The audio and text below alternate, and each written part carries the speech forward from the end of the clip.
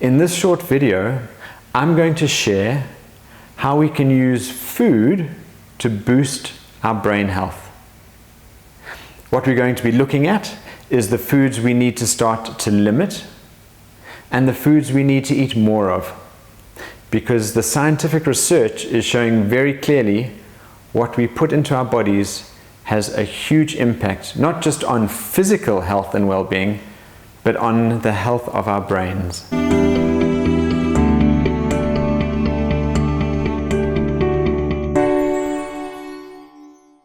Hi, I'm Mork-chadwick.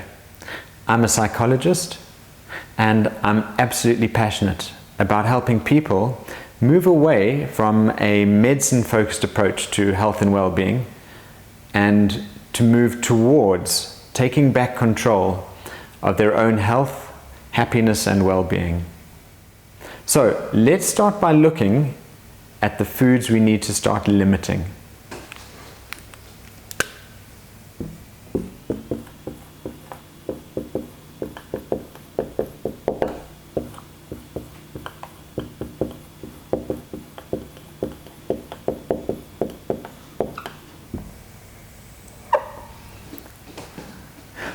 So the food we need to limit is specifically the food that causes inflammatory processes to occur throughout our body and brain. Now, what are these foods? Let me write them up very quickly.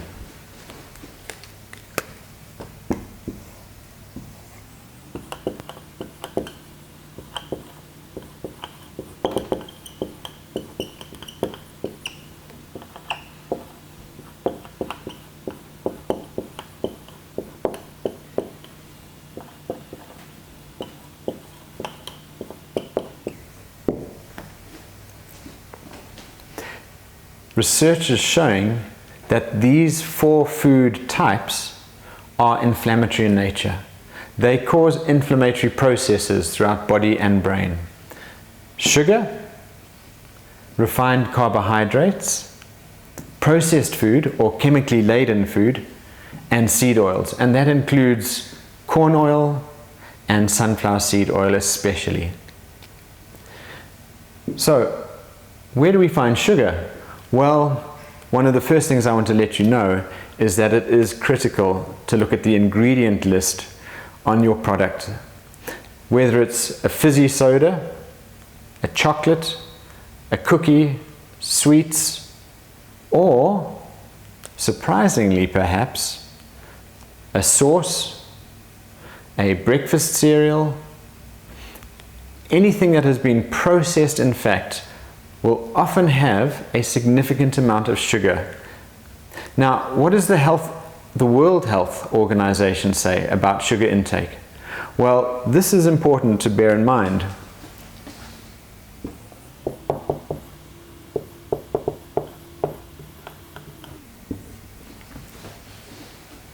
The World Health Organization suggests that adults take in no more than 6 teaspoons of sugar per day. If 1 teaspoon is 4 grams of sugar, 6 teaspoons is about 24 grams of sugar.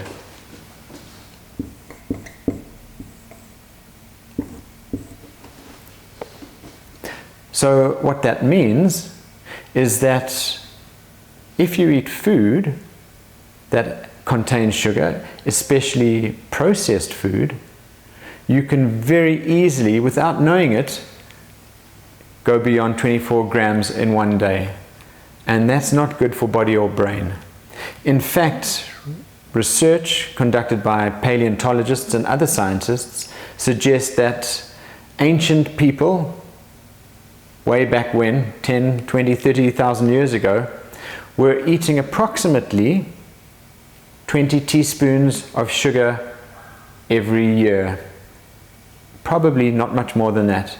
Whereas the average Western person eats 20 and above teaspoons of sugar every day. Our bodies and brains simply are not designed for that level of sugar. And this is another interesting thing to take note of.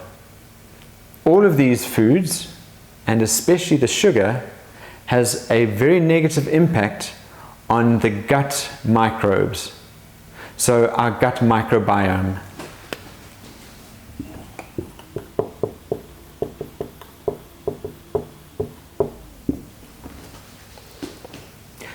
And one of the pathways or mechanisms by which these foods have an inflammatory effect on body and brain is through the damaging effect they have on the health of the gut microbiome. Our gut microbes simply have not evolved or adapted to these foods. They rely almost entirely on fiber and resistant starches for their food. When we eat this day in and day out, our gut microbiome suffers. The health of the microbes is it's going to deteriorate.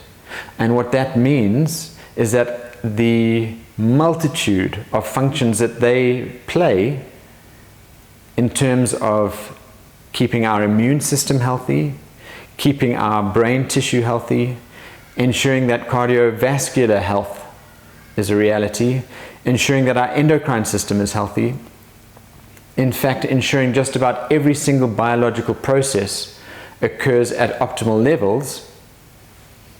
If our gut microbiome starts to deteriorate in terms of its health, those biological processes start to be impacted negatively. And these foods allow pathogenic organisms to start getting a toehold in our gut. Things like candida, certain fungi and yeasts, they start to become more predominant, and the gut microbes that are positive and beneficial start to decrease in diversity.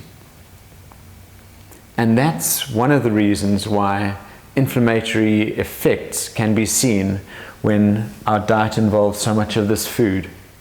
It's because we have more pathogenic organisms living in our gut than there should be, and we have less diversity when it comes to the good stuff. So how do we live if we don't include these foods in our daily meals? Well, it's not impossible. Let me show you some of the foods that we can substitute.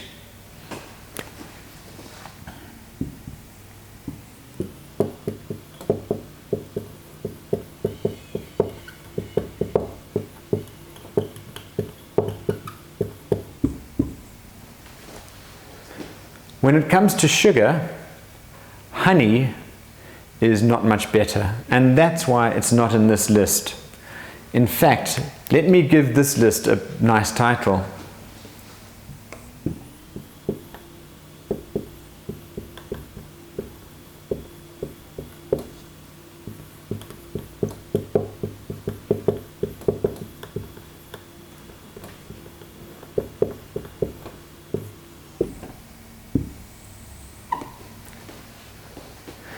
These are foods to eat more of. They're anti-inflammatory in nature. They have a reverse, an opposite effect to these foods. So instead of dousing your food in honey, thinking that it's better for you, try things like stevia or monk fruit.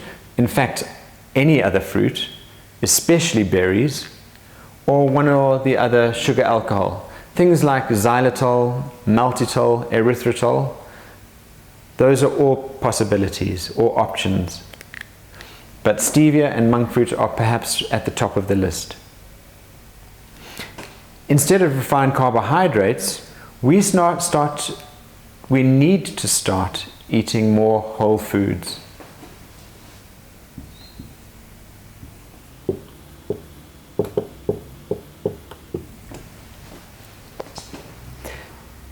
Whole foods, in other words, have not undergone any sort of processing or refining at all. Whole foods involve fruit and vegetables again, and frozen vegetables are often as good, if not better, in terms of their nutrient content than fresh vegetables. But whole foods also include all of the grains that we might generally eat in a processed form. So instead of white bread, we should be eating a whole grain bread. We should be eating brown rice instead of white rice. A brown pasta, perhaps instead of a white pasta.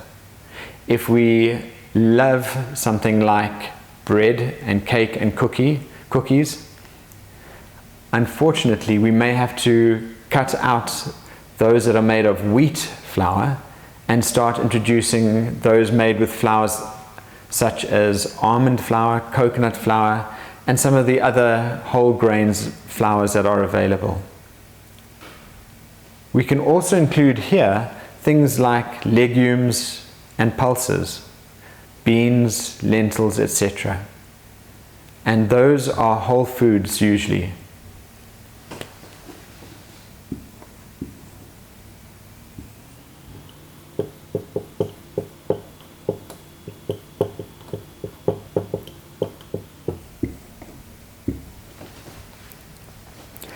Now, a lot of the processed food that many of us eat involves processed meats. I would suggest that if you eat meat, try to make sure that it is grass-fed and bought straight from the butcher. Meat is not something I say leave out of your diet, but what I would suggest strongly is that you try to make your diet more of a plant-based diet than a meat diet. Eat meat once, twice a week perhaps, maybe 3 times, but most other meals make sure they are plant-based and that the source of protein is plant-based. Again, it's likely your brain and body will thank you. When it comes to the oils, as I've said, seed oils, especially corn oil and sunflower seed oil, are inflammatory in nature because of their high omega-6 content. The oils that we can eat that are much healthier for us are the following.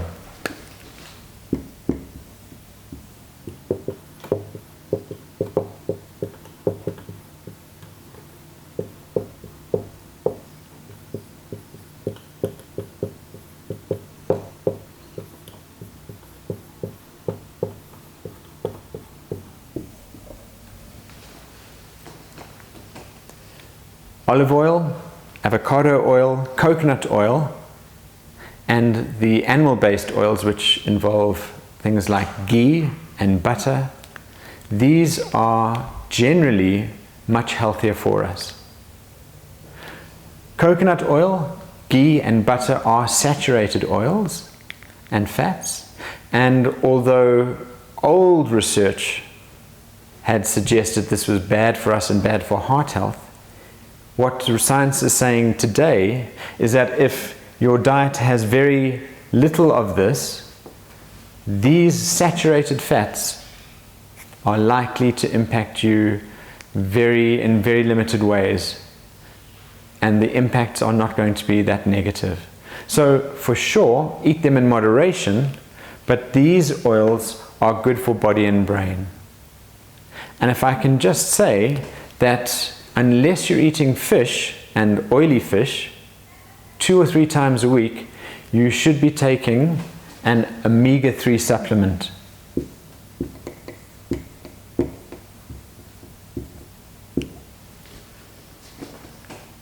So an omega-3 supplement is for most of us an essential. Our brain uses omega-3 fatty acids, and for most of us who don't eat fatty fish 2 or 3 times a week, this is absolutely crucial. If you do enjoy fish, then see if you can remember to take these fish.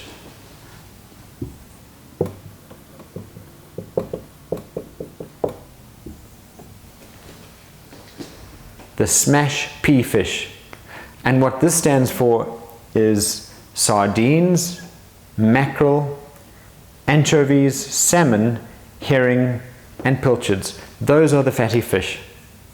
If you love fish, as I say, and can afford it, see if you can include that 2 or 3 times in your weekly meal plan. So my suggestion is, as a psychologist, to make these sorts of changes slowly but surely. Don't do this all in the first week. Slowly but surely start to limit these foods, and slowly but surely start to replace them with these foods. There is a huge amount of information available on the internet and obviously in hard copy books. But I have found that websites belonging to people like Ocean Robbins and a variety of other health-oriented individuals, those websites and newsletters that they send out offer incredibly good advice. This is just a start, and I would strongly recommend that you think about this, but ask your general practitioner whether you can make these changes, just to make sure that your body is ready for this sort of change. Best of luck. Remember, small baby steps are best, and that's probably the only way you're going to make sure that these changes are sustained. So, thank you very much for watching. For more details and information on courses that I run, on other videos and services that I provide, please check out my website and my Facebook page at the bottom of the screen.